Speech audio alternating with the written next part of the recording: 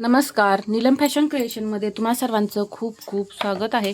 आजच्या व्हिडिओमध्ये मी सर्व साईजसाठी पहा तिरका मुंडा मोजून तुम्ही कशा प्रकारे बाही कटिंग करू शकता हे मी तुम्हाला या व्हिडिओमध्ये परफेक्ट असं सांगणार आहे.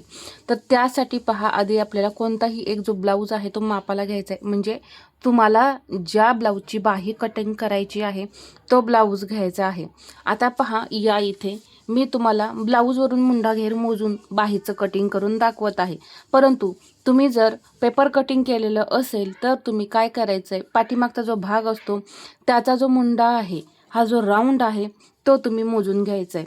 ठीक आहे. पुढचा मुंडा आपल्याला बाहीसाठी अजिबात घ्यायचा नाही, कारण तो पहा आपण खोल आकार दिलेला असतो, त्यामुळे त्याचा आकार जो आहे तो जास्त येतो.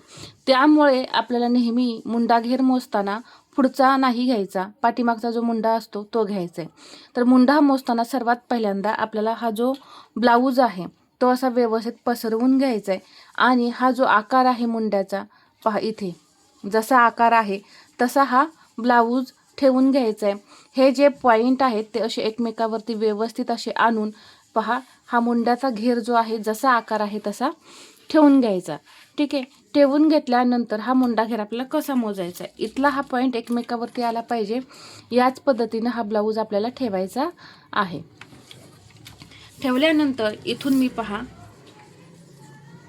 हा मुंडा घेर जो आहे तो इथून मोजत आहे. पहा या पद्धतीने, म्हणजे टेप पहा इथं ठेवल्यानंतर असा या बोटाने दाब द्या यावरती, म्हणजे टेप हलत नाही. परत पहा या पद्धतीने असं करत करत इथे पहा 8 इंच बरोबर हा आपला मुंडा घेर आलेला आहे.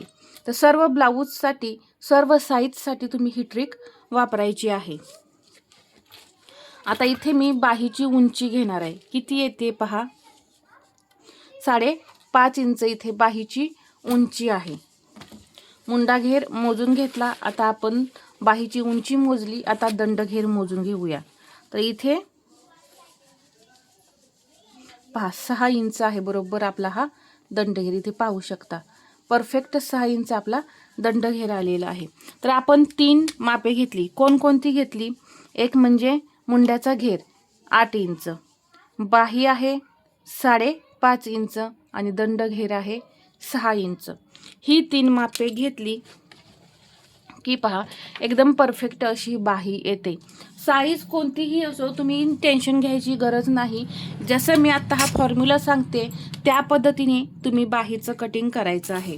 सर्वात पहिल्यांदा आपल्याला घ्यायची आहे बाहीची उंची.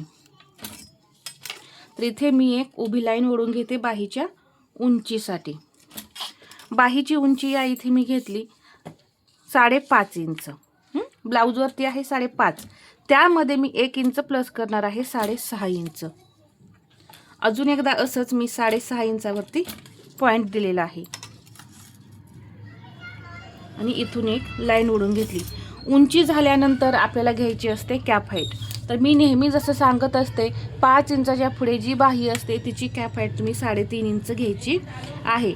तर इथे मी या पद्धतीने 3.5 इंच कॅप हाईट घेतली आणि एक पॉईंट दिला आणि इथे एक लाईन ओढून घेतली. लाईन ओढल्यानंतर आता आपल्याला मुंडा घेर टाकायचा आहे.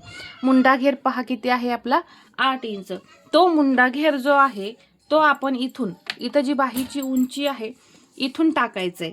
पहा इथे बरोबर 8 इंचावरती मी टेप ठेवला आणि या लाईनवरती हा टेप कुठे येतो हे पाहायचं आहे. हे बरोबर तिरक्या लाईनमध्ये 8 इंच आपल्याला घ्यायचं आहे. पहा 8 इंचाचा मी जो पॉईंट आहे तो देऊन घेतला. इथून एक सरळ लाईन ओढून घ्यायची.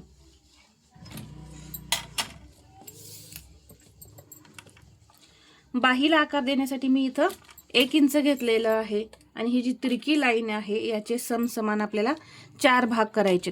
आता हा 8 इंच लाईन आहे तर आपल्याला सरळ सरळ याचे समसमान 4 भाग करता येतात 2-2 इंचाने. परंतु काही वेळेस नाही करता येत, तर त्यावेळेस काय करायचं, जी तिरकी लाईन आहे त्याचा असा टेप दुमडून सेंटर करायचा, म्हणजे आपले 2 भाग तयार होतात. परत हा जो एक भाग आहे पहा, त्याचा सुद्धा मी टेप दुमडून असा 2 भाग करून घेते आणि परत हा जो दुसरा भाग आहे त्याचा सुद्धा असा टेप दुमडून मी 1 भाग करून घेतला. म्हणजे समसमान आपले इथे 4 भाग तयार होतात. म्हणजे 4 भाग कसे काढायचे याचे सुद्धा टेन्शन राहत नाही. आता हा जो पहिला आहे अर्धा इंच वरती, हा दुसरा पॉईंट आहे तो सुद्धा मी अर्धा इंच वरती घेतला आणि हा तिसरा पॉईंट आहे तो अर्धा इंचाने खाली घेतला. हे 3 पॉईंट तुम्ही लक्षात ठेवा, म्हणजे एकदम परफेक्ट असे बाहीचे आकार येतात. आकार देताना हा जो 1 इंचाचा पॉईंट आहे इथून या पहिल्या पॉईंटवर आणायचं आहे आणि सेंटरला या पद्धतीने आकार जोडत यायचे आहेत. फक्त पॉईंट जोडत जायचं, काही करायचं नाही बाकी. 1 इंचापासून हा अर्धा इंच, परत हा सेंटर आणि या सेंटरपासून हा अर्धा इंच आणि परत हा जो आपला मुंडा घेऱ्याचा पॉईंट आला इथे. एकदम परफेक्ट असा हा पानाचा शेप आपला तयार होतो. आता इथे मी पाव इंच घेते, इथे एक मी पाव इंच घेतलं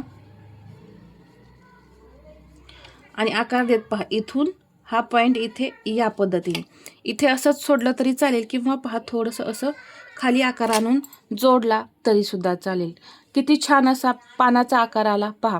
कोणाकोणाला जे नवीन शिकत असतात त्यांना हा आकार जमत नाही, त्यांच्यासाठी तर एकदम सर्वात सोपी ट्रिक आहे. कोणीही सहज कटिंग करू शकतो.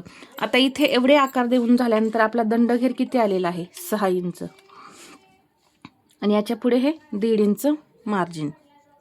दंडघेर 6 इंच. आता याच्या पुढे सुद्धा आपल्याला 1.5 इंच मार्जिन घ्यायचं आहे, कारण आपण इथंपर्यंतच मुंडा घेर घेतलेला होता. याच्या पुढे आपण मार्जिन घेतलेलं होतं का नाही, तर ते मार्जिन इथं मी दिलेलं आहे. आता हे जोडून घ्यायचं पहा.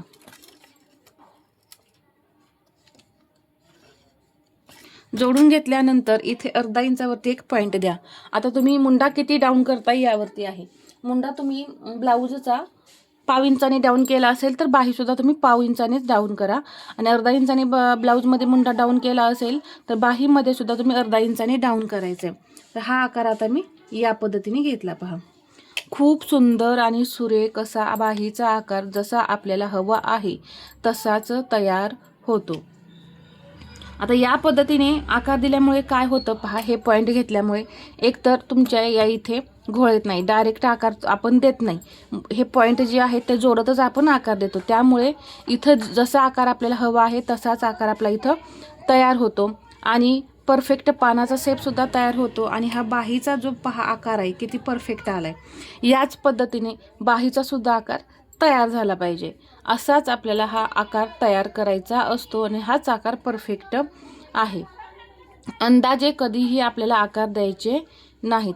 तर अशा पद्धतीने इथे मी तुम्हाला परफेक्ट मुंडा मोजून कशी बाही कटिंग करायची असते हे सांगितलेलं आहे. सर्व साईजसाठी हा फॉर्म्युला आहे, त्यामुळे तुम्ही बिनधास्तपणे कटिंग करू शकता. तर हा आजचा व्हिडिओ तुम्हाला कसा वाटला हे मला कमेंटमध्ये सांगा आणि व्हिडिओ आवडला असेल तर लाईक करा, शेअर करा आणि असेच नवनवीन व्हिडिओ पाहण्यासाठी आपल्या चॅनलला सबस्क्राईब करायला विसरू नका. धन्यवाद.